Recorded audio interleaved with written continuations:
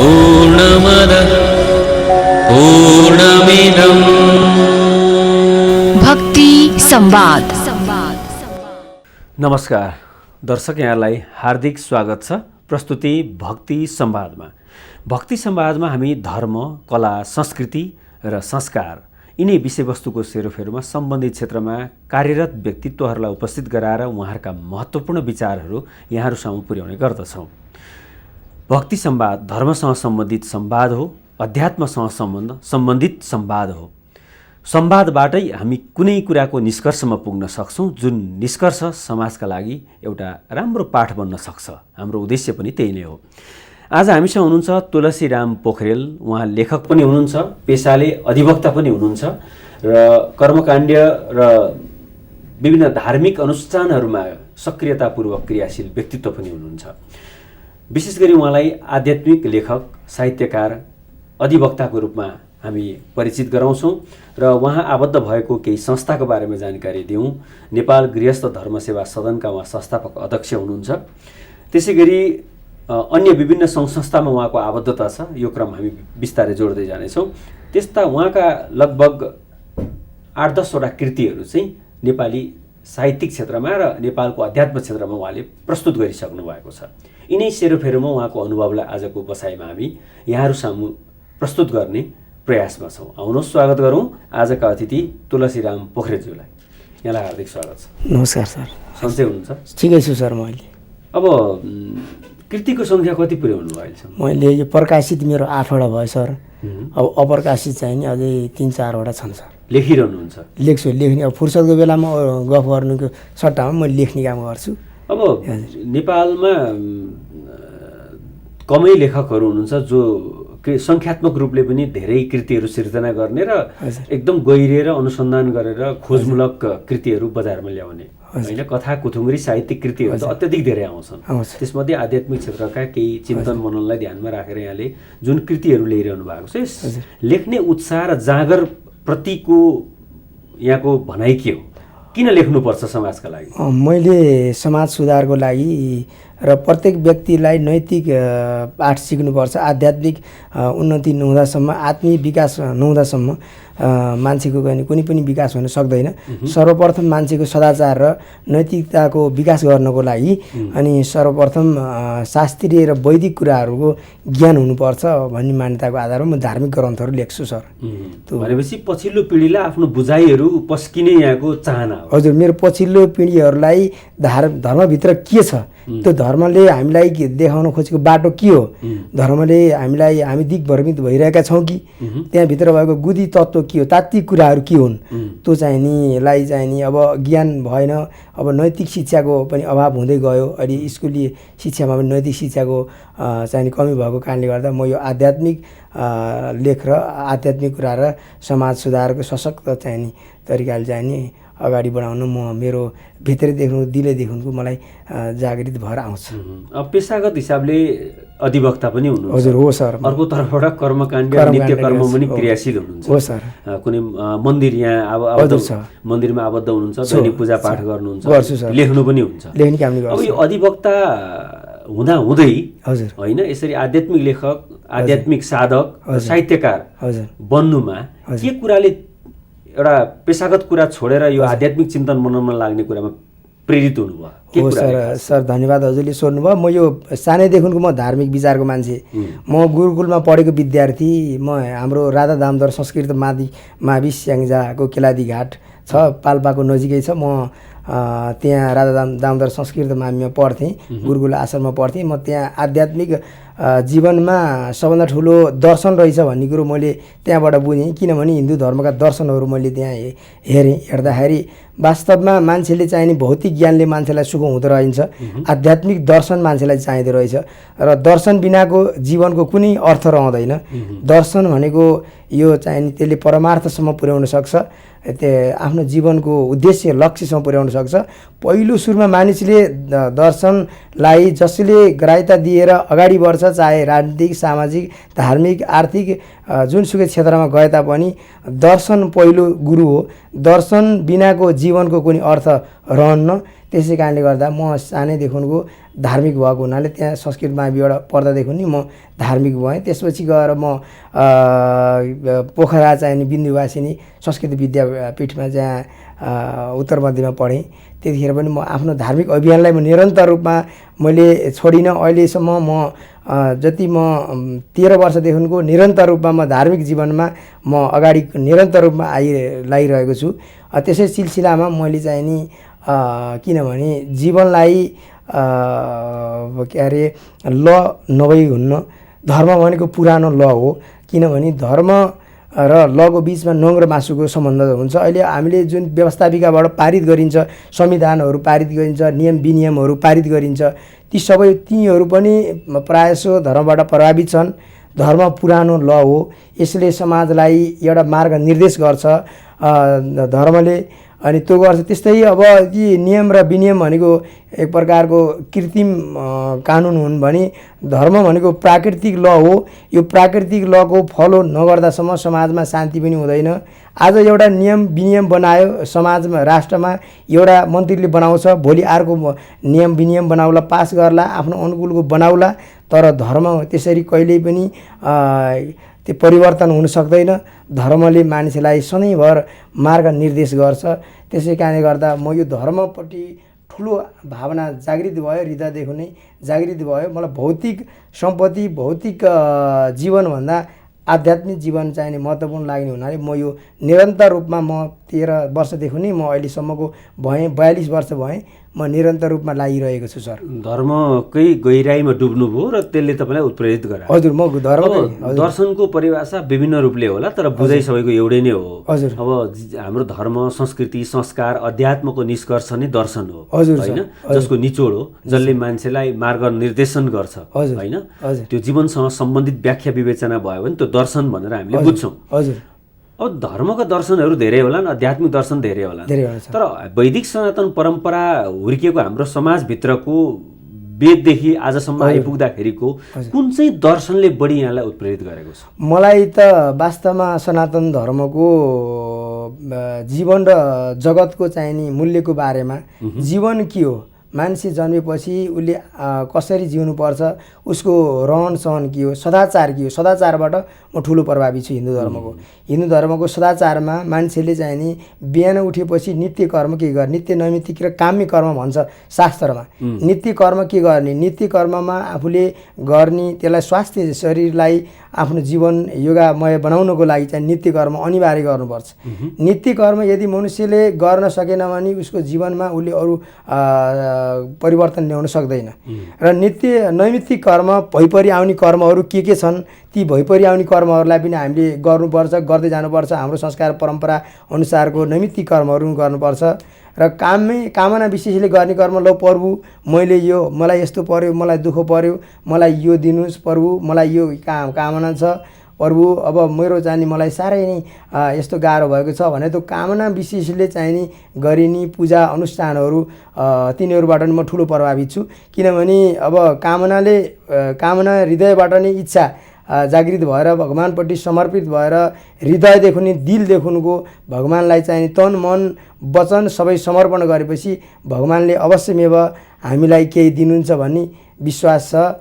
र जीवन वास्तवमा जीवनले भनेको नै यिनी 3 कुरामा आधारित छ, नित्य नैमित्तिक काम्य कुरा मनुष्यले। अनि त्यसै कारणले गर्दा म धर्मबाट, अन्य दर्शनहरूबाट, वैदिक दर्शनहरूबाट पनि म ठुलो प्रभावित छु सर। जुन अब दैनिक रूपमा हामीले गर्दै आएको नित्य कर्म जुन छ, दैनिकी जुन छ, पूजापाठ ध्यानदेखि लिएर हामीले नुहाई धुवाई गर्ने जति पनि हाम्रा कर्मकाण्डीय जुन एउटा अनुशासन छन्, त्यो अहिले संस्कार बनेर बसेका छन्, संस्कृति बनेर बसेका छन्। त्यसबाट तपाईँ प्रभावित छु म। किनभने अब मान्छेले के भन्छन् भने अब यो धर्मप्रतिको एउटा निष्ठालाई प्रस्तुत गर्न पनि नित्य कर्मप्रति मान्छे उत्सुकता भएको हुनसक्छ। अर्को कुरा, मान्छेले आफ्नो जीवनकै लागि त्यो महत्त्वपूर्ण चिज हो भनेर बुझेर पनि लागेको हुनसक्छ, होइन? अब दुइटै चिज विज्ञान सम्मत होलान्, होइन? तपाईँको हिसाबमा चाहिँ ती नित्य कर्म र दैनिक गरिने साधना जुन हाम्रो वैदिक परम्परा अनुसारका संस्कारका रूपमा छन् नि, ती कुराहरू विज्ञान सम्बद्ध छन्, आफ्नै व्यक्तिगत जीवनका लागि उपयोगी छन् भन्ने लाग्छ कि होइन एउटा हाम्रो अनुशासन हो नि त, धर्मले निर्दिष्ट गरेका कुरा त फाइदा होस् कि बेफाइदा होस्, पूजा गर्नुपर्ने, नुहाउनुपर्ने, टुप्पी पाल्नुपर्ने, यी त गर्नुपर्ने काम गर्नुपर्छ भनेर लाग्नु भएको छ कि यसको फाइदा नै प्रत्यक्ष छ भन्ने बुझेर लाग्नु भएको छ? मैले सरले एकदम राम्रो प्रश्न सोध्नुभयो, किनभने नयाँ पुस्तालाई त यो चिजको बुझाउनु जरुरी छ। मलाई जसले मैले भनिसकेँ धर्म मान्छ उसको जीवन सार्थक हुन्छ। स्वास्थ्यको हिसाबले पनि धर्म चाहिँ नि अत्यन्त उपयोगी छ। जस्तै हामीले बिहानमा योग गर्छौँ, योग गर्दाखेरि शरीर चाहिनेको सक्रिय हुन्छ, शरीर सक्रिय भएर शरीरमा चाहिनेको ऊर्जा प्राप्त हुन्छ। त्यस कारणले गर्दा यो अत्यन्त वैज्ञानिक पनि छ। नित्य कर्ममा योग ध्यान गर्छौँ, भगवानको चाहिँ नि ध्यान गर्छौँ, अनि चाहिँ नि ओङ्कार उच्चारण गर्छौँ, विभिन्न प्रकारको पूजा गर्छौँ हामीले। अनि अब कतिपय यो सबै वैज्ञानिक छ, कसैले पनि यसलाई रूढिवाद नभनिदिनु होला।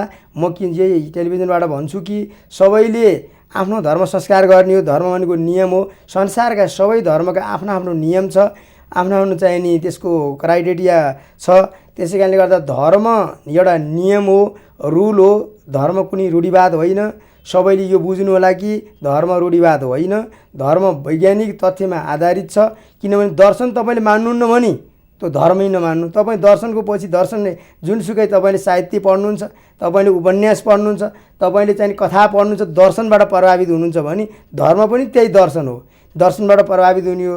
दर्शनभित्र योग आदि ध्यान यो सबै हाम्रो जीवनको लागि उपयुक्त वैज्ञानिक कुराहरू हुने सबै। यहाँको आशय चाहिँ अन्धानुकरण भएर एकदम जे छ त्यही खालि अपनाउनु भन्दा पनि त्यसलाई विश्लेषण गरेर पनि हेर्नु पर्यो। पहिला विश्लेषण गरेर नहेरेको कारणले गर्दा टिका लाउनु पनि यो के लाएर हिँड्ने, यो बाजेहरूले पूजासुजा गराउँछन्, यही यस्तो गर्छन्, बाजेहरूले आफ्नो वृत्ति धारण गर्नलाई यो गराएको भन्ने यो नसोच्नु होला। किनभने यो परम्परा भनेको राष्ट्रियतासँग, संस्कृति, राष्ट्र भनेको धर्म संस्कृतिसँग जोडिएको कुरा हुन्छ।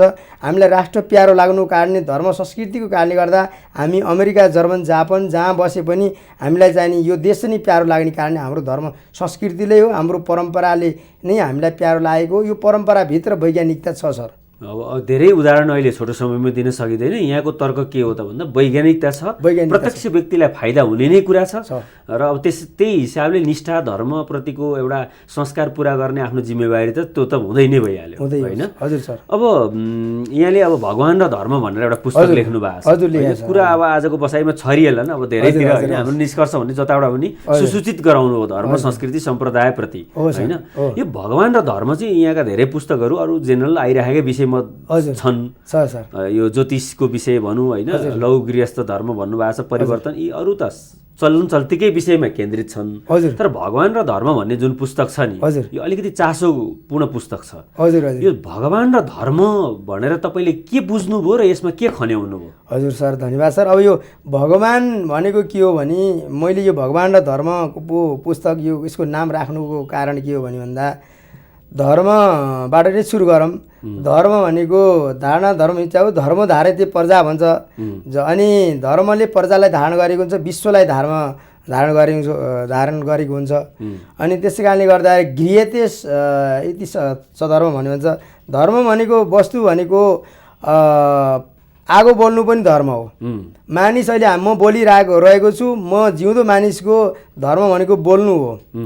अनि उखुभित्र गुलियो हुन्छ भने त्यो उखुको धर्म हो, यदि गुलियो हुँदैन भने उखुको धर्म नष्ट भयो। भनेपछि जुन चिजले जे अनुशासन निर्वाह गरेर निष्ठापूर्वक अगाडि बढेको छ त्यो नै उसको धर्म हो। त्यसै त्यहाँभित्र उसको कर्तव्य अनुष्ठान जे हुन्छ उसको भित्र हुनुपर्ने गुण हुनुपर्छ। र संसारमा जति चाहिने वस्तुहरू छन् मैले भगवान र धर्ममा लेखिदिएको छु। असल वस्तु जति सबै भगवान हुन्। असल विचार भएका, सद्विचार भएका, सत चाहिने कर्म, जुन उपयोगी वस्तु सामग्री जति सबै भगवान हुन् भनेर 33 कोटी भगवान छन् हिन्दू धर्मको भनेको अर्थ त्यो हो। असल वस्तु जति सबै भगवान हुन्। यी हिन्दूको चाहिँ 33 कोटी देवताहरू छन् भनेर यो खिसी गरेर अरूहरूले हिँड्छन्, त्यो चाहिँ गलत हो। किनभने हिन्दूको 33 कोटी देवताहरू छन्, किनभने हिन्दूको सबै उपयोगी चिज जति छन् ती सबै भगवान हुन्, असल वस्तु जति सबै भगवान हुन्, म त्यसरी भन्न चाहन्छु। तपाईँको बुझाइमा र तपाईँको साधनामा भगवान मूर्त चिज हो कि अमूर्त चिज हो त? भगवान चाहिँ नि मूर्त पनि हो अमूर्त पनि हो, दुइटै भन्छु। अब कतिपयले मूर्त भनेर व्याख्या गर्लान्, कतिपयले अमूर्त भनेर व्याख्या गर्लान्। सर, भगवानलाई अहिले भन्ने असल वस्तु जति भौतिक रूपमा छ भने त्यो पनि भगवानै हो। अमूर्त नदेखिने वस्तुहरू जो छन् नि ती पनि भगवानका अंश नै हुन्। त्यस कारणले संसारमा विश्वमा जति देखिएका छन् हामीलाई उपयोगी सामग्रीहरू जति छन् ती सबै भगवानैको अंश नै हो सर। यो समग्रमा हामीले भौतिक संसारमा जुन किसिमको जीवनलाई हामीले अपनाइरहेका छौँ, ती भित्र मनन गर्ने कुरादेखि लिएर बाहिर रूपमा पञ्चतत्त्वले भोग्ने कुराहरू जम्मै के हुन् त? भगवान हुन्।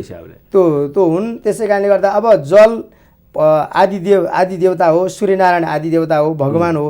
जल र सूर्य मात्रै होइन कि संसारमा जति वस्तुहरू छन्, जस्तै बोट वृक्षहरूको कुरा गरौँ, ती सबै भगवान हुन्। ढुङ्गा पूजा गर्छन् हिन्दूले भनेर भन्छन्। हिन्दूले ढुङ्गा हामीलाई उपयोगी वस्तु हो। हामीले ढुङ्गा मानिनौँ भने घर निर्माण आदि इत्यादि गर्दाखेरि अनि गर्नु पर्यो, त्यसलाई चाहिँ नि विभिन्न किसिमको प्रयोगमा ल्याइन्छ। त्यसै कारणले गर्दाखेरि भौतिक सम्पदा जति सबै चाहिँ नि भगवान हुन्। यो चाहिँ नि पञ्चभौतिक वस्तुभित्र पर्छ। पृथ्वी आकाश जल तेज वायुभित्र पर्छ। त्यसै कारणले गर्दाखेरि यी सबै भगवान हुन्। यसलाई हामीले चाहिँ नि नकार्न सक्दैनौँ सर। अब अघि नै यहाँले अधिवक्ता हुँदाहुँदै आध्यात्मिक क्षेत्रमा म किन लागेँ भन्ने कुरामा जोड्दै पनि एउटा कुरा भन्नुभएको थियो होइन? काहीँ न काहीँ अहिलेका नियम कानुनहरू पनि अध्यात्म र धर्मसँग सम्बन्धित छन्। त्यसको एउटा नजिरै पनि दिन सकिएला। अहिले पनि कतिपय ठाउँमा चाहिँ अब यो त्यो कुनै काम गर्छु भनेर बाचा गर्नु पर्यो भने गीतालाई छुने चलन छ। हजुर हो, गीतालाई छुने चलन छ। गीताको मूल मन्त्रहरू चाहिँ न्यायिक क्षेत्रहरूमा पनि लेखिएका हुन्छन् होइन? त्यो हिसाबले पनि हामीले त्यसलाई पुष्टि गर्न सक्छौँ। अब यहाँले भन्नुभयो भगवान र धर्म होइन, जुन जसको व्याख्या एक ढङ्गले गर्नुभयो। हामीले जुन पूजा गर्छौँ नि, आराधना गर्छौँ, नित्य कर्म गर्छौँ नि, त्यो पूजा आराधना हामीले गरिरहेको जुन चलन छ, कसैले भन्छन् यो अब समय सापेक्ष बदलिँदै जानुपर्छ, कसैले होइन यो पहिलेदेखिको चलाउनेलाई हामीले जसरी पनि थाम्नै पर्छ। यति बजे उठ्ने चलन थियो बाको भने गर्नै पर्छ, यति बजे सुत्ने चलन थियो भने सुत्नै पर्छ, आचमनी लाएर खाना खाने चलन थियो भने खानै पर्छ। कोही चाहिँ ए बाबा अहिलेको आधुनिक थाल प्लेट बसाइ फरक भएपछि अब यसलाई परिवर्तन गर्दा पनि त हुन्छ नि भन्ने छन्। कति परिवर्तन गर्नुपर्ने जस्तो लाग्छ यहाँलाई? कति अपनाउनु पर्ने जस्तो लाग्छ अहिलेको कुरा? यो चाहिँ नि सर के हुन्छ भने भन्दाखेरि धर्मशास्त्रको मान्यतालाई पनि घात गर्न भएन। सामाजिक मूल्य, सामाजिक अलिकति समाज सुधार अभियानलाई अगाडि लिएर हिँड्नु पनि पर्यो। त्यसै कारणले गर्दाखेरि धर्मशास्त्रलाई टेकेर केही सुधार गर्नुपर्ने छ, मैले यो कुरो महसुस गर्छु। अब कतिपय कर्मकाण्डहरू छन्, कतिपय अब आसोजको कुरा आइरहेछ। आसोजमा यो धेरै दिन भयो, धेरै दिन बार्नी सम्बन्धको कुरा आयो, अनि त्यसै कि कुराहरू छन्, यावत कुराहरू छन्। त्यसलाई धर्मशास्त्रको यज्ञबलका स्मृति आदिहरूमा टेकेर त्यसलाई छोटकरी बनाउनु पनि त्यसलाई सकिन्छ। यसलाई धार्मिक सम्मेलन गरेर अब हिन्दू धर्मका अन्तर्राष्ट्रका गुरुहरू बोलाएर एउटा धार्मिक सम्मेलन गरेर एउटा कार्यपत्र बनाएर त्यसरी जान सकिन्छ। अब होचुवाको भरमा आजभोलि कतिपय कर्मकाण्ड गर्ने ठाउँमा जति दिनको पनि गराउने चलन चाहिँ पनि चल्न सुरु भइरहेको छ। त्यसमा चाहिँ मेरो विरोध छैन, तर गर्दाखेरि वैधानिक तवरले शास्त्रीय मान्यता हरास नहुने तरिकाले समाज सुधारको अभियानलाई पनि अगाडि बढाउनुले सबैको लागि लोकोपकारको लागि गर्नुपर्छ। सर्वे भवन्तु सुखिनः, सर्वे सन्तु निरामया, सर्वे भद्राणि पश्यन्तु, मा कसित दुःखभाग भगवेत्। कसैलाई दुःख नहोस्, मरेर गए तर बाँच्नेलाई गाह्रो नहोस्। 12 दिनसम्म क्रिया बस्दाखेरि मान्छे चाहिँ नि त्यही क्रियामा नि मर्न सक्छ, अर्थात् केही हुनसक्छ। कुराहरू हुन्छ, संशोधन केही गर्नुपर्ने अवस्था छ, सबै मिलेर गर्नुपर्ने हुन्छ सर। किनभने भने त्यो बेला जति बेला एउटा संस्कार थालनी गरियो र निष्ठापूर्वक व्रत लिने, उपासना गर्ने, आराधना गर्ने समय थियो, त्यति बेला जीवनशैली पनि त प्राकृतिक थियो नि त। थियो सर। अब अहिले ज्यादै वैज्ञानिक भइदियो। अब यो जीवनशैलीमा हामी उत्रिसकेपछि सारा कुरा प्लास्टिकका र स्टिलका र फलामका मात्रै छन्। यो अवस्थामा चाहिँ हामीले कतिपय कुराहरूलाई अझै बदल्नु पर्ने पो हो कि, नत्र भने बढी त्यो धर्म निर्वाह गर्ने मामलामा हाम्रो जीवनशैलीलाई नै घात पुग्ने हो कि? मेरो प्रश्न चाहिँ त्यो थियो। अब यहाँले जवाब के दिनुभयो भन्दा एउटा बौद्धिक जमातले त्यो कुरालाई निर्दिष्ट गर्यो भने र विज्ञानसम्मत तरिकाले त्यसलाई तुलनात्मक हेरेर आध्यात्मिक र वैज्ञानिक तराजुबाट जोखेर समय सापेक्ष बनाउन सक्यो भने चाहिँ ठिक हुन्छ भन्नुभयो होइन त? अब अहिले पछिल्लो समय मा युवा पुस्ताले धर्म संस्कृतिप्रतिको जुन तरिकाले उनीहरूले एउटा मनोरञ्जनको हिसाबले मात्रै अपनाउनु छन् तर भित्री साधनाको हिसाबले अपनाइरहेका छैनन् सर होइन। तपाईँलाई के लाग्छ यो कुराको कारणले मान्छेको अनुशासन गुम्ने, नैतिकतामा ह्रास आउने र उसले गर्नुपर्ने संस्कार पुरा गर्ने कुरामा पनि उत्सुक छ कि होइन उसले धर्म संस्कृति नअपनाउँदा पनि त्यो चिजमा ऊ अडेर बसेको हुन्छ भन्ने लाग्छ यहाँलाई? होइन, कतिले के भन्छन् भने नि अहिलेको युवा पुस्ताले धर्म संस्कृतिहरूलाई नअपनाएको कारणले, त्यसप्रति रुचि नजगाएको कारणले, यसलाई मनोरञ्जनको साधनको रूपमा मात्रै प्रयोग गरेको कारणले उनीहरूमा उच्छृङ्खलता बढेको भन्ने पनि तर्क दिन्छन्। हजुर, तपाईँ के भन्नुहुन्छ? सर ठिक भन्नु। अब के भने अब यो युवा पुस्ताले धर्मको अनुशासनको पनि सिक्नुपर्छ पाठ, भौतिक कुराहरू पनि जान्नुपर्छ। धर्म संस्कृति छोडियो भने आफूलाई नै बिर्सिन्छ। पहिला आफैलाई चिन्नु पर्यो, म कुन राष्ट्रमा जन्मेको छु, म कुन समाजमा जन्मेको छु, कुन धर्ममा जन्मेको छु, कुन संस्कृतिमा जन्मेको छु। त्यसै कारणले गर्दाखेरि आफ्नो धर्म संस्कृतिलाई बिर्सियो भने सबै कुरो बिर्सिन्छ। युवा पुस्ताले धर्मलाई चाहिँ मनोरञ्जनको साधनको रूपमा मात्रै हेर्ने भन्ने कुरामा अब कतिपय ठाउँमा सरले भन्नुभएको राइट हो, देखिएको छ। सप्ताहमा गयो, सप्ताहमा चाहिँ त्यहाँ भजन कीर्तन छ भने एकदमै चाहिँ नाच गाउने छ भने त्यहाँ उपस्थित हुन्छन्। भक्तिपूर्वक भक्तिभावपूर्वक चाहिँ कथा प्रवचनहरू भएको ठाउँमा भक्तहरू अलिकति कम हुने। वार्षिक चाडबाडकै पनि उदाहरण दिन सकिन्छ, शाली नदीको मेलालाई उदाहरण दिन सकिन्छ होइन, बोलबमको कुरा गर्न सकिन्छ, शिवरात्रिको उत्सवको कुरा गर्न सकिन्छ। मेला पर्व उत्सवमा जाँदा पनि त्यहाँ मनोरञ्जनको प्रक्रिया चाहिँ बढी पुरा गरिरहेको देखिन्छ। तपाईँले भन्नुभयो नि हो। अब मनोरञ्जनको प्रक्रिया, मनोरञ्जन त यो जीवनमा चाहिँ नि आदिकालदेखि नै भगवान् शिव, भगवान् राम अनि चाहिँ नि अब सबैले मनोरञ्जनलाई प्रयोग गर्दै आइरहेका छन्। भगवान् कृष्णले पनि मनोरञ्जनलाई प्रयोग गर्दै आउनुभएको छ।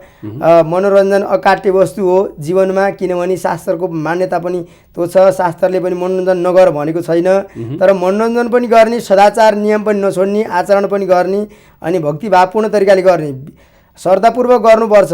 कर्म जे कर्म गर्दाखेरि पनि, चाहे मनोरञ्जन गरियोस्, चाहे पूजापाठ गरियोस्, चाहे जेसुकै गरियोस्, श्रद्धापूर्वक गरेको कर्म सफल हुन्छ भनेर गीताको वचन छ।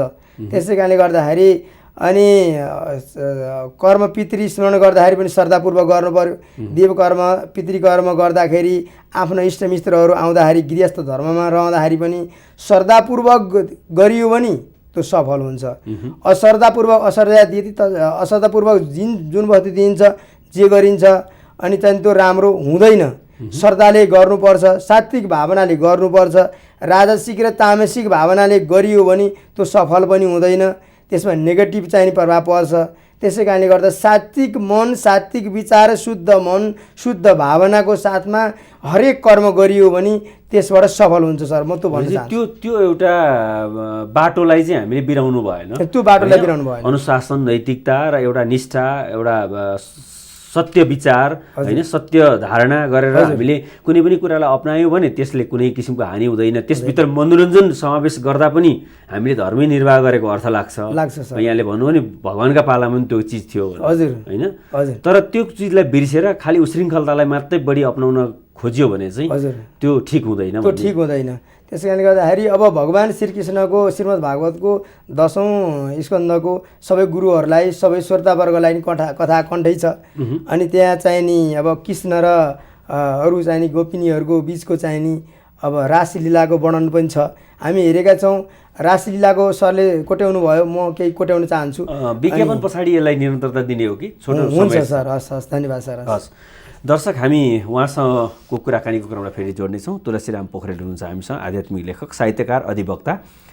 उहाँले जुन उत्सुकतापूर्वक एउटा प्रसङ्ग सुरु गर्नुभएको थियो, त्यो ब्रेक पछाडि हामी फेरि त्यसलाई जोड्नेछौँ। भक्ति दर्शन टेलिभिजनको भक्ति संवादमै रहनुहोला।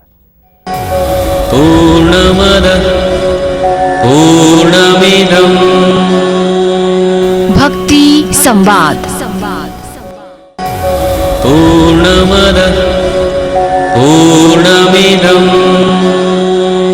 भक्ति संवाद। भक्ति संवादमा पुनः यहाँहरूलाई हार्दिक स्वागत छ। हामी विज्ञापन पछाडिको समयमा फेरि यहाँहरूसम्म संवादलाई अगाडि बढाउने क्रममा छौँ। हामीसँग हुनुहुन्छ तुलसीराम पोखरेल। उहाँ आध्यात्मिक लेखक हुनुहुन्छ, चिन्तक हुनुहुन्छ, साधक हुनुहुन्छ।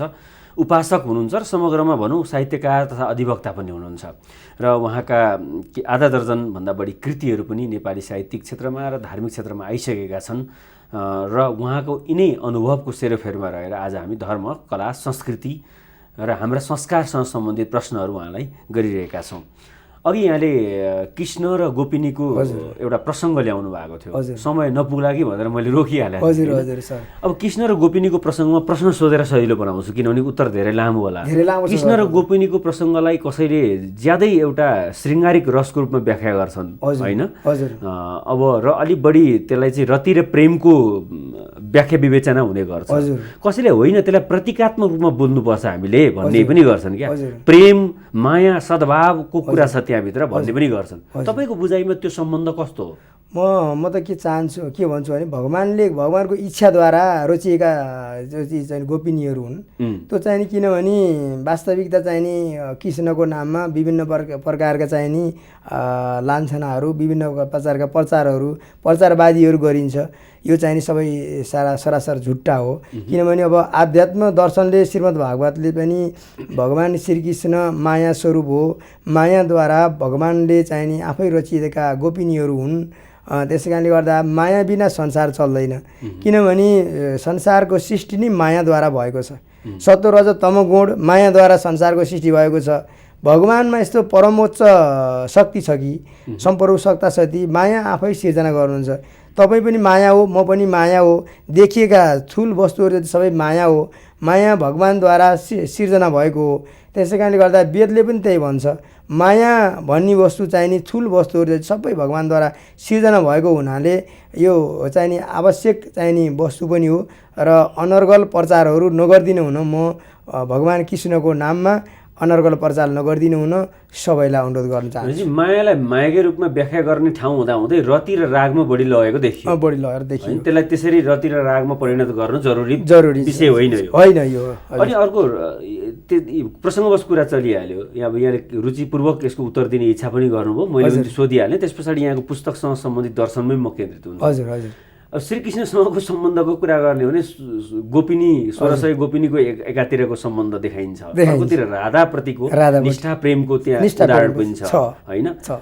यो त्रिकोणात्मक जुन छ नि सम्बन्ध, यसलाई कसरी हेर्नु भएको छ? राधाप्रतिको प्रेम, राधा कृष्ण होइन, कृष्ण राधा जे भने पनि, अनि गोपिनी र कृष्ण र राधा, यो त्रिकोणात्मक सम्बन्धलाई कसरी हेर्नु भएको? अति राम्रो सोध्नु। राधापट्टिको प्रेम चाहिँ नि अत्यन्त आत्मीय प्रेम हो अनि यो विशुद्ध प्रेम हो। यसलाई चाहिँ अन्यथा प्रेम चाहिँ नि कसैले नप्रचार नगर्नु होला। भागवतमै लेखिया छ त्यहाँ विशुद्ध प्रेम हो, आत्मीय प्रेम हो। ती प्रेमहरू हो भने अब बाहिर चाहिँ नि देख्ने गोपिनीहरूले भगवानपट्टि मुग्ध भएर उनीहरू आकर्षित भएर आएका चाहिँ नि देखाउने भौतिक चाहिँ नि किसिमका क्रियाकलापहरू देखाउने ती प्रेमहरू हुन्। वास्तविक चाहिँ नि त्यहाँ अनैतिक कार्यहरू त्यहाँ भएको पनि होइन। त्यो पनि मायाको प्रचार गर्नुभएको भगवान कृष्णले माया यस्तो स्वरूप हो भनेर प्रचार गर्नुभएको मात्रै हो। त्यसलाई हामीले विभिन्न प्रकारको अब त्यहाँ चाहिँ नि रासलीलामा ग्रुप भएर भगवान कृष्ण जहाँ हुनुहुन्छ त्यही अब गोपिनीहरूसँगै साथमा भएका लामो छ 3 अध्यायसम्म त्यहाँ रासलीलाको व्याख्या छ। अनि ती व्याख्या बेसरी अत्यन्त ठुलो बेसरी विस्तृत व्याख्या गरिएको छ। रासलीलामा जुन प्रस्तुत गरेका छन् गोपिनीहरूले होइन, ती चाहिँ नि वास्तवमा चाहिँ नि भगवानको इच्छाले भौतिक रूपमा चाहिँ नि देखिएको बाहिर मायाको यस्तो हुन्छ भनेर देखाइएको एउटा प्रदर्शित गरिएको भगवानको इच्छा नै हो, चाहना हो। एउटा दृष्टान्तको रूपमा त्यसलाई हामीले दृष्टान्तको रूपमा बुझ्नु पर्यो। अब त्यो होइन कि त्यसरी चाहिँ प्रेमलाई चाहिँ व्यापकता बनाएर रति र रागमा जोड्ने कुरातिर भन्दा पनि एउटा प्रेमका स्वरूपहरू यस्तो यस्तो हुन्छन्। सांसारिक प्रेमको रूप तपाईको गोपिनीसँगको उदाहरणबाट बुझ्नु पर्यो भने एउटा पारिवारिक प्रेम र सद्भाव चाहिँ राधासँगको प्रेमबाट बुझ्नु पर्यो, त्यसबाट बुझ्नु पर्यो। त्यसै कारणले गर्दाखेरि एउटा कुरो के हुन्छ भने आदर्श प्रेम र अनि भौतिक प्रेममा म 2 प्रकारको प्रेममा त्यसलाई विभाजन गर्न चाहन्छु। आत्मीय प्रेम हो त्यस्तो यति बृहत विषय छ यसतिर हामीले अहिले कुरा लम्क्याउने हो भने आजको बसाइ पुग्दैन त्यसकारण मैले अहिलेलाई चाहिँ प्रसङ्गवश कुरा आएर मात्रै जोडेको हो किनभने यो पनि युवा पुस्ताको अलि उश्रृङ्खलतासँग जोडेर हामीले यो कुरा गरेका हौँ हजुर हजुर ठिकै छ अब यो उदाहरणबाट धेरैले बुझ्नु पनि हुन्छ होला अब यो यहाँले लेखेका पुस्तक सबैको बारेमा चर्चा गर्न पाइँदैन एउटा अरू अलिक महत्त्वपूर्ण पुस्तक छ यो लघु गृहस्थ धर्म हजुर होइन अब गृहस्थ जीवन र ब्रह्मचर्य जीवन है अब हामीले हेर्दै आएका यिनै जीवन छन् हामीले हाम्रै जीवनभित्र गृहस्थी जीवनभित्र पनि अब जुन एउटा ब्रह्मचर्यको जीवनको एउटा सानो प्रक्रिया पुरा गर्छौँ नि यो व्रतबन्ध गरेर होइन त्यतापट्टिको जीवनलाई चर्चा गर्न नसकिएला यो लघु गृहस्थ धर्मको विषयमा चाहिँ यहाँले कसरी समेट्नु भएको छ यो कुराहरू धन्यवाद सर यो मनुष्य जीवनलाई शास्त्रले 4 भागमा बाँडेको छ ब्रह्मचर्याश्रम गृहस्थाश्रम वानप्रस्थाश्रम सन्यासाश्रम भनेर बाँडेको छ अब ब्रह्मचर्य 25 वर्षसम्म ब्रह्मचर्य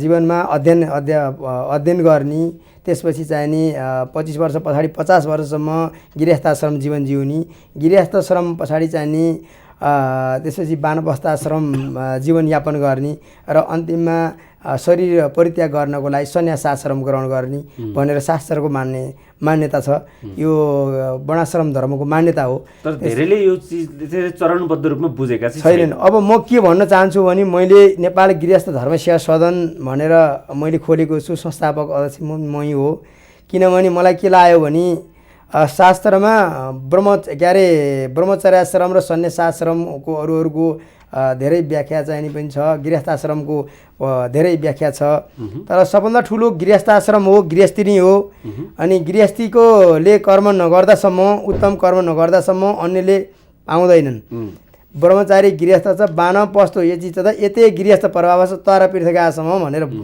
शास्त्रमा बताइएको छ अनि त्यसै कारणले गर्दाखेरि यी 4 प्रकारका आश्रममा सबभन्दा श्रेष्ठ आश्रम भनेको गृहस्थाश्रम हो गृहस्थाश्रम गृहस्थ धर्मात् परो धर्मो नोदिष्टो नचवै सुर्त वशिष्ठादि वीराचार्य ज्ञानी भि परिपालित भनेर महाभारतमा नि भनिएको छ किनभने गृहस्थीले अन्न उत्पादन गर्ने गृहस्थीले सन्तान उत्पादन गर्ने गृहस्थीले दान दक्षिणा गर्ने गृहस्थीले सबै लोकोपकारका इष्ट कर्म पूर्त कर्म सबै गर्ने हुनाले गृहस्थ श्रेष्ठ हो गृहस्थीलाई चाहिँ नि यदि गृहस्थीले यी कर्महरू गर्दैनन् भने अन्य आश्रमहरूले काले चाहिँ नि अब खान पनि पाउँदैनन् अब जुन भौतिक सामग्रीहरू पाउनु पर्ने तिनीहरू पाउँदैनन् त्यसै कारणले गर्दा गृहस्थी उत्तम हो तर गृहस्थीले गर्नुपर्ने नियमहरू गर्नुपर्छ गृहिणीले शहीद भएको जुन व्यक्ति छ त्यसलाई गृहस्थी भनिन्छ गृहिणी यदि छैन भने उसलाई चाहिँ सपरिवारको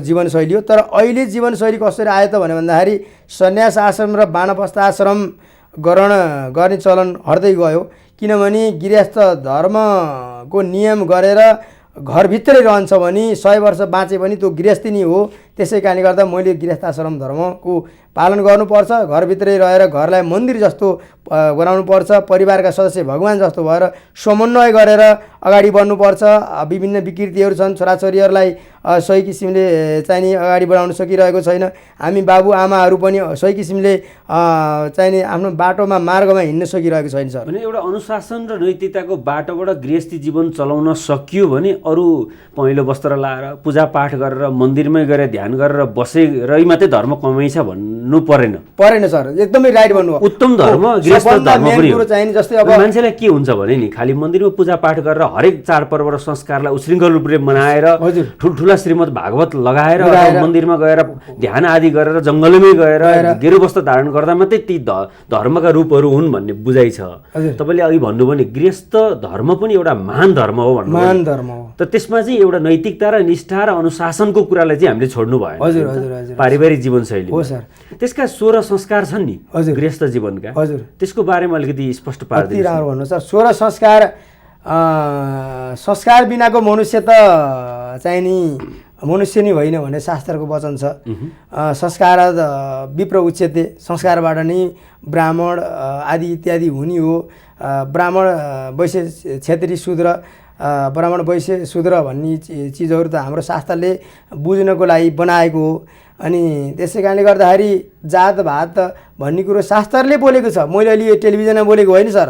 ब्राह्मण क्षेत्री वैश्य शूद्र भनेको मनुष्यद्वारा सिर्जना गरिएको, बाँडेर उसलाई कसरी बुझ्न सकिन्छ उसले अनि त्यो हिसाबले बनाएको। यो त मनुस्मृति तपाईँको वेदमा सारा कुराबाट त्यो निर्दिष्ट भएको कुरा हो, गरेको छ सर।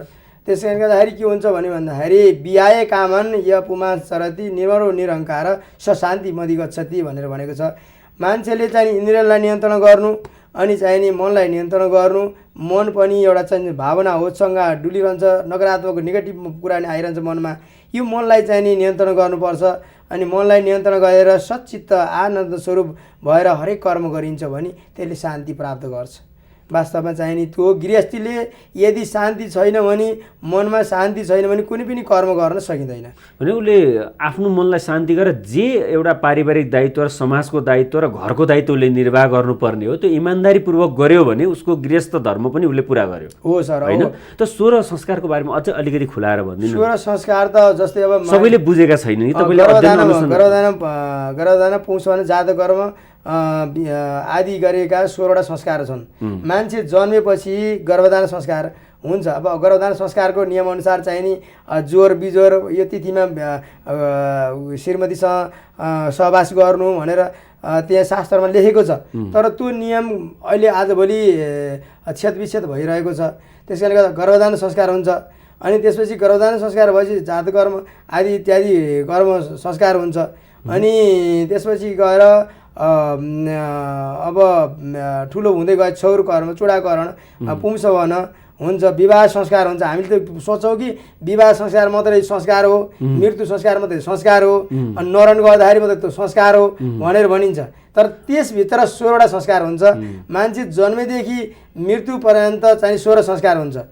अनि त्यसै कारणले गर्दा संस्कार चाहिँ नि यदि गरिन भने पातकी हुन्छ भनेर शास्त्रको वचन छ। भनेपछि जुन हामीले चूडाकर्मदेखि लिएर हामीले जुन अन्य कर्महरू गर्छौँ, विवाह व्रतबन्ध होइन लगायतका अब मृत्यु संस्कारका यी सबैलाई जोड्दा 16वटा किसिमका संस्कार हुन्छ सर। शास्त्रले के 16 संस्कार पुरा गर्दा मात्रै मान्छेले गृहस्थ जीवनबाट मुक्ति पाउँछ भन्ने भनिएको छ कि 16वटा संस्कार मध्ये केही उत्तम संस्कारहरूलाई मात्रै अपनायो भने पनि उसले मुक्ति पाउँछ भनिएको छ? शास्त्रले त 16 संस्कार अनिवार्य गर्नु भनिएको छ। आजभोलि 16 संस्कार लोप हुँदै गइरहेको छ। 16 संस्कारको मैले के भन्न चाहन्छु भने 16 संस्कारलाई सबैले पालन गरौँ।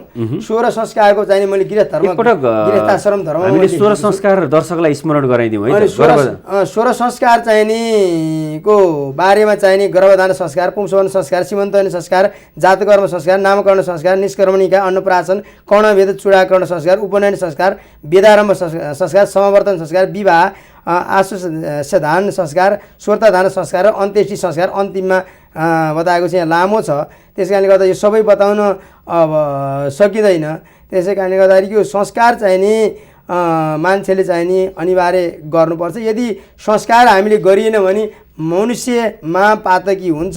त्यो महापातकी पापलाई हामीले प्रायश्चित गर्नलाई गाह्रो हुन्छ भनेर भनेको छ। त्यसै कारणले गर्दाखेरि 16 संस्कार गर्नुपर्छ। कोटि जन्मार्जितम पापम ज्ञान कीर्तन चयत यज्ञोपवीत मात्रेण पलायन्ते न संशय भनेर उपनयन संस्कारको बारेमा भनेको छ। यज्ञोपवीतको महत्त्वको बारेमा, यज्ञोपवीत कसरी गर्नुपर्छ, मनुष्यले यज्ञोपवीत धारण गर्नुपर्छ भन्ने विषयमा यो श्लोकले चाहिँ नि बताएको छ। करोडौँ जन्मबाट सञ्चित भएको अनजानमा गरिएको पाप पनि केवल यज्ञोपवीत धारण गर्नाले मात्रै पनि नाश हुन्छ भनेर भनेको यो श्लोकको अर्थ यसरी बताएको छ। अरू संस्कारसँगै मुख्य जुन भनौँ न हामीले जुन एउटा अहिले भन्दाखेरि पास्नी भन्छौँ होइन, झट्ट बुझ्ने भाषामा पनि प्रयोग गर्नुपर्ने हुन्छ। सबैले शास्त्र अध्ययन गरेका छैन होइन। अब जन्मिएपछि न्वारण, त्यस पछाडि भनेको पास्नी होइन, त्यस पछाडि भनेको हामीले व्रतबन्ध अनि विवाह र मृत्यु, यी त चलेका संस्कारहरू कमसेकम अरू नभए पनि आधुनिक जीवनशैली जिए तापनि यति 4-5वटा 6वटा संस्कारलाई चाहिँ हामीले पूर्ण विधिपूर्वक गर्नु जरुरी छ सर होइन। सकेसम्म सबै संस्कार गर्नु, के शान्त आदि गरेका संस्कार गर्नु। तर व्रतबन्धभित्र पनि चुडो, उपनयन, वेदारम्भ, समावर्तन आदि गरेका संस्कार त्यही व्रतबन्धमा गरिन्छ, चलन आदि इत्यादि गर्न लागि। तर नियमित तरिकाले नियमगत तरिकाले चाहिँ नि समय कति समयमा कुन संस्कार गर्ने हो भन्ने कुरो त्यो अहिले नेपाली समाजमा त्यो विकसित भइरहेको छैन। यसलाई विकसित गराउनुपर्छ भन्ने मलाई चाहिँ लागिरहेको छ सर। अब यो गृहस्थ जीवनमा महिलाको स्थान र महिलाको धर्मलाई चाहिँ तपाईँले कसरी निर्वाह गर्नुपर्ने पाउनुभयो? अत्यन्त राम्रो सुन्नुभयो सर। अब शास्त्रको मान्यता अनुसार पुरुष धर्म पनि अत्यन्त सबल छ। होइन, पुरुष धर्मको बारेमा कुरा नगरौँ, किनभने तपाईँ र हामी पुरुषले बहस गरेर पुरुषकै बारेमा व्याख्या गर्नु त्यति उपयुक्त नहोला। हामीले कमसेकम महिलालाई स्मरण गरौँ न, त्यो संस्कार बुझाइ। के भनेको छन्, स्त्री हो गृह देवता, स्त्री घरकी देवता हुन्।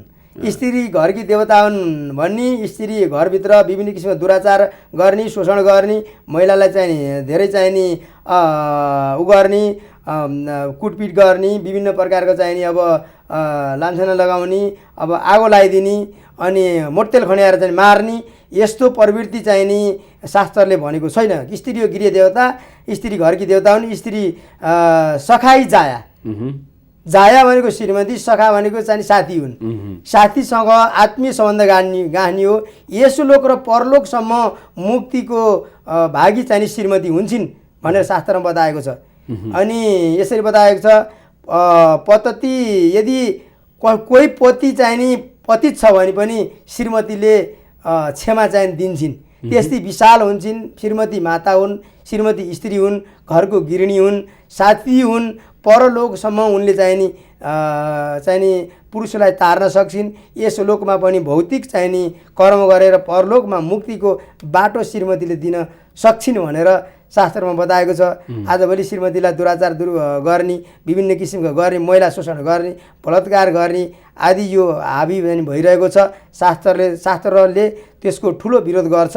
यदि त्यस्तो गरियो भने महापातकी हुन्छ र त्यसको प्रायश्चित छैन भनेर शास्त्रको वचन छ। अरू किसिमको अनुष्ठान, नित्यकर्म, धर्म संस्कार मन्दिरमा गएर ढोगेर सारा भगवानलाई करोडै खर्च गरेर सुनकै घन्टी चढाएर धर्म गरिन्छ भन्ने जुन छ नि, त्यो किसिमको धर्म भन्दा पनि आफ्नो परिवारभित्रको धर्म पहिलो प्राथमिकता हुन्छ। पहिलो हो कि शास्त्रले, किनभने यहाँले भन्नुभयो त परिवारभित्रको गृहस्थ जीवनको जुन पति पत्नी बिचको र परिवारप्रतिको र विभिन्न कर्म पुरा गर्नुपर्ने उसको जुन दायित्व छ, त्यो पुरा गरेन भने कुनै पनि शास्त्रले क्षमा दिने ठाउँै राखेको छैन भनेको छ। तर मान्छेको बुझाइ के छ भने घरमा जे बिगारे पनि, व्यापारमा जति ठगे पनि, जति भ्रष्टाचार गरे पनि, तर सुनको घन्टी बुझाएर भगवानको अगाडि गएर ढोगेपछि सबै माफ हुन्छ भन्ने छ नि त।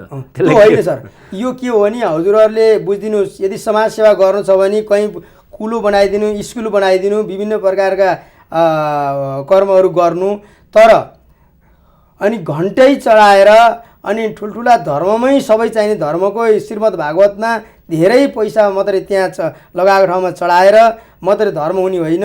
धर्म भनेको शुद्ध मनसँग शुद्ध इन्द्रिय नियन्त्रण गर्नु, अनि चाहिने समाजको सेवा गर्नु, अनि त्यो सेवा नै परमो धर्म, सेवा नै परम धर्म हो। यदि धर्म त्यसरी पनि हुन्छ, धर्मले त्यसरी गरेर धीति क्षमा दमस्तम सोचम धीरविद्या सत्यम मक्रोधो दशकम धर्म लक्षणम भनेर बताएको छ। 10 प्रकारको धर्मको लक्षण बताएको छ। त्यस कारणले गर्दा त्यही 10 प्रकारका धर्मको लक्षणलाई आत्मसात गऱ्यौँ भने धर्म हुन्छ। अनि त्यस कारणले गर्दा दया गर्नु, सेवा गर्नु, शौच रहनु, शुद्ध हुनु, मन इन्द्रिय नियन्त्रण गर्नु, चोरी नगर्नु, अर्कालाई नराम्रो नभन्नु, अर्काको चाहिँ नि रिस राग डाह नगर्नु, अर्काले धेरै पैसा कमायो भने डाह नगर्नु, अनि आफूले सके गर्नु, मिहिनेत गर्नु, अरूको इज्जतमा चाहिँ नि खेलबाड नगर्नु, नराम्रो नगर्नु, राष्ट्रघात नगर्नु, भ्रष्टाचार नगर्नु। शास्त्रले के भन्छ भने भ्रष्टाचार नगर्नु। सबभन्दा पहिलो भनेको शास्त्रले भ्रष्टाचार रहित समाजको परिकल्पना गरेको छ। प्रसङ्गवश यहाँले कुरा गरिहाल्नु हो। यहाँको एउटा यो परिवर्तन भन्ने छ, यसमा यहाँले स्वाहा भन्ने महायज्ञ भन्ने चाहिने कविता चाहिने भनेको छु सर। जस्तो राजनीतिक विकृति स्वाहा, धार्मिक विसङ्गति स्वाहा भन्नुहुन्छ। भर्खर यहाँ भ्रष्टाचारदेखि लिएर सारा अहिलेका विकृति विसङ्गति यहाँ छन्। मैले त्यहाँ के लेखेको छु भने एउटा महायज्ञ कविता लेखेको छु। महायज्ञमा कस्तो लाग्यो त भन्दा सारा जता गयो उतै भ्रष्टाचार। हेर्नुहोस्, जहाँ गयो गाउँमा गयो गाउँमै भ्रष्टाचार छ, अनि चाहिने काठमाडौँमा आयो काठमाडौँमा भ्रष्टाचार छ, यसो कहीँ ठाउँमा कोही गयो त्यहीँ भ्रष्टाचार छ, अब जुन ठाउँमा गयो त्यहीँ भ्रष्टाचार छ। भ्रष्टाचारले देश चुर्लुम्म डुब्यो।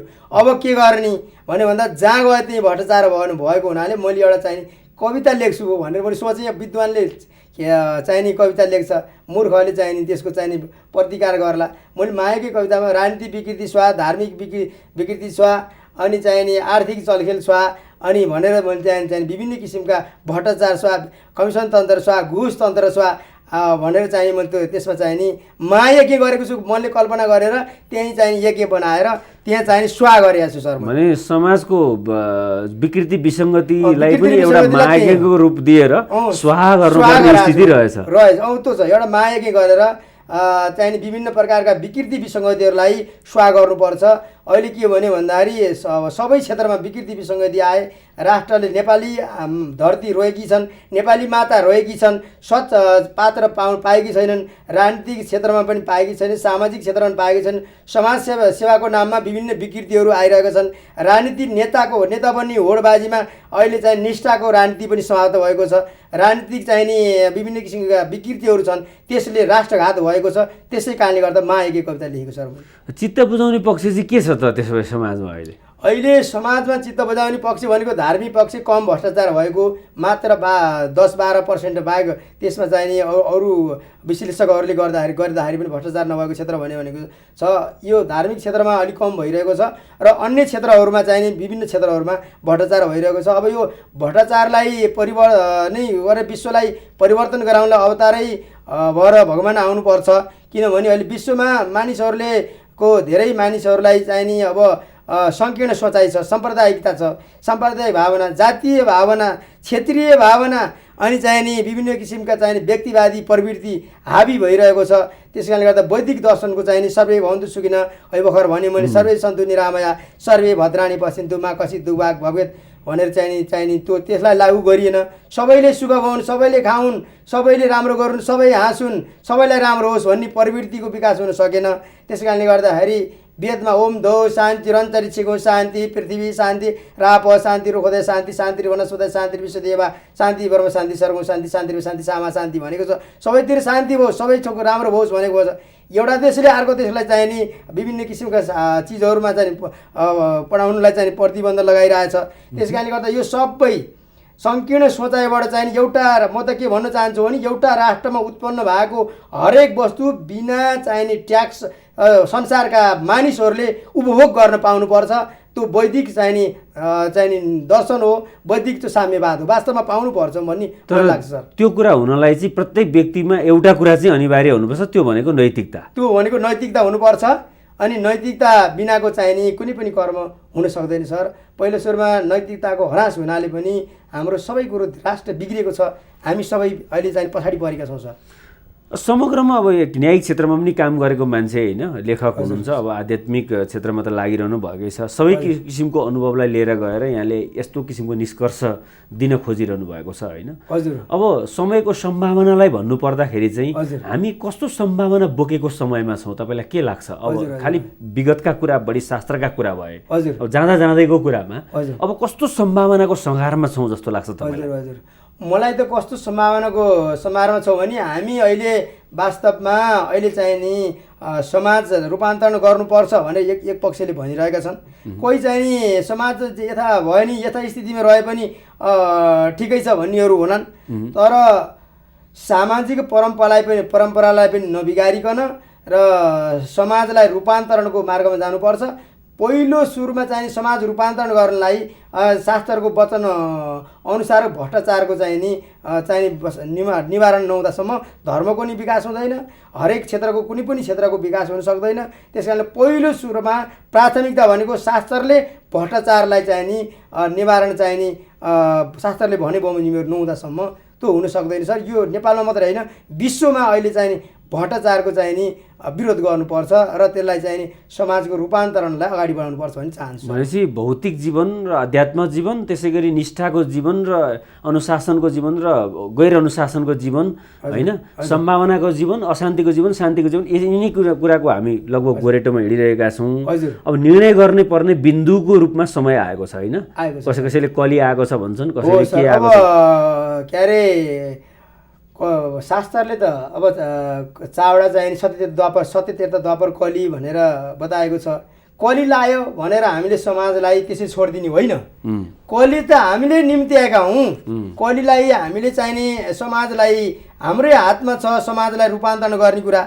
समाजलाई चाहिँ नि हामीले रूपान्तरण गर्नुपर्ने ठाउँमा कली आयो अब त कसले आयो जे पनि हुन्छ भन्ने होइन, किनभने हामीले यो गर्दा यो गर्नु हुँदैन भनेर हामी चाहिँ त्यही किसिमले अगाडि बढ्नुपर्छ।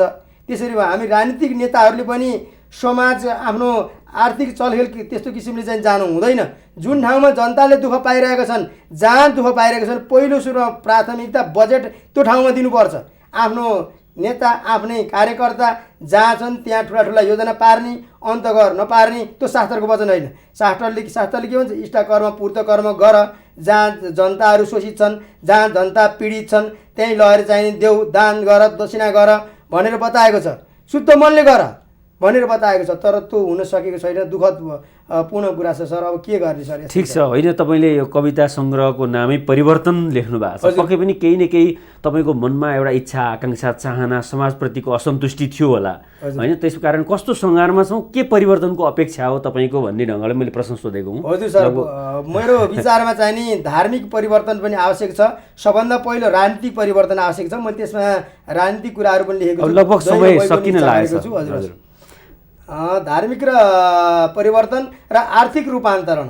अहिले दुःख पाएका जनताहरूलाई लोकोपकारको कामहरू हामीले गर्नुपर्छ, सबैले गर्नुपर्छ। अनि आर्थिक चाहिँ नि पैसाहरू, बजेटहरू सही किसिमले सदुपयोग गर्नुपर्छ। अनि नेता बन्यो, धार्मिक गुरुहरू बन्यो, गुरुहरूले पनि भ्रष्टाचार गरेको छैनन् भने मैले भन्दिनँ। गुरुहरू बाट्नु भएको छ। अहिले धर्मको नाममा धेरै सप्ताह लगाउने प्रवृत्ति छ। सप्ताह लगाएर त्यो पैसाहरू कहाँ गएको छ, गुठीको सम्पत्ति हिनामिना भएको छ। विभिन्न प्रकारका पशुपति गुठी हिनामिना भएको छ। जनकपुरका गुठीहरू, विभिन्न देशभरिका गुठीहरू, सम्पदाहरूको सम्पत्तिहरू कहाँ कहाँ गएको छन्, कालाधनहरू भइरहेको छ। यी सबै चाहिँ खोजेर सही किसिमले चाहिँ नि अब सरकारले चाहिँ नि पनि त्यसमा पहल गरिदियोस्, मेरो इच्छा त्यो छ सर। हस्, धेरै धेरै धन्यवाद। तपाईँको इच्छा अनुसार नै समाजमा शान्ति समृद्धि आओस्। आखिरमा तपाईँले सोचेको सकारात्मक नै हो, त्यही आशा र अपेक्षा राखौँ। समय दिनुभयो, महत्त्वपूर्ण विचार दिनुभयो, त्यसको लागि यहाँलाई धेरै धेरै धन्यवाद। ल सर, नमस्कार। हजुरलाई पनि धेरै धेरै धन्यवाद। यस भक्ति दर्शन टेलिभिजनलाई धेरै धेरै धन्यवाद। अब यहाँसम्म ल्याइदिनु भयो, मेरो विचारलाई चाहिँ प्रसारण गरिदिनु भयो। म एकदमै हजुरको चाहिँ म आभारी छु। यो गुण मैले तिरेर म सक्दिनँ सर। हस् सर, नमस्ते, धन्यवाद। हस्, यो कुनै तिर्नुपर्ने होइन, निशर्त हो। हस्, धन्यवाद यहाँलाई। उहाँ हुनुहुन्थ्यो तुलसीराम पोखरेल, आध्यात्मिक लेखक, साहित्यकार, अधिवक्ता तथा नेपाल गृहस्थ धर्म सेवा सदनका संस्थापक अध्यक्ष र विभिन्न सङ्घ संस्थाहरूमा आबद्ध व्यक्तित्व। उहाँसँगको यो बसाइबाट पक्कै पनि धर्म, संस्कृति, संस्कार, अहिलेको हाम्रो भोगाई र जीवनशैलीलाई अध्यात्मसँग जोडेर हेर्ने एउटा राम्रै अनुभव भयो होला जस्तो लाग्छ। हेरेर साथ दिनुभयो सम्पूर्ण दर्शकलाई धन्यवाद दिँदै कार्यक्रम सञ्चालक शिरोमणि दबाडे पनि प्रस्तुति भक्ति संवादबाट बिदा माग्छु। नमस्ते।